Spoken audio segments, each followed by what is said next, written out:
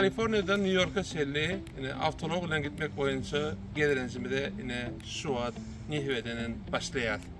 Yine şu gelirencimde gidip gelmek ortaça 10.000 kilometre. Şeyde kartada ettik. 10'dan olarak stat'tan geçeceğiz, 30'dan olarak şehirden geçeceğiz. Ne? Aslında 35 sayfalık bir taraftan program ettim yönü.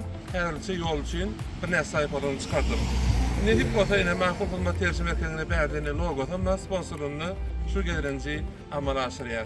Aslında 10 kilometre ne demek? Aslında New York aşağı arasıyali yol demek. Ne hip olsa yol oyu kısa videoları paylaşıp durur. Like edin, repost edin, komentara verelim, kolda öpülersiniz. Ne hip olsa yine mesela gelirenci bir Amerikan'ın vatanından günlüğüne. Yani Davis, Sacramento, Kaliforniya'nın payitahtından Chicago varar, ulu şehirlerden Washington DC, Amerikan payitahtına varar ve ondan sonra New York'a var, yeni ilmeler aylar. Yine gelirencimiz başlayar, halkta görüşür. Yine yola başlayar. Yoluma da yoldaşıma tak olsun. İnşallah tamamen geliyeli.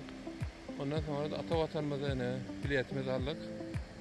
Sonra nehip olsa ilki Türkmenistan'ın Amerika'ya gelip ondan sonra tezdenem avtolog bilenim yine de gitmek niyetimiz var. Onum aman aşırır. Ne bir izlerlap durun.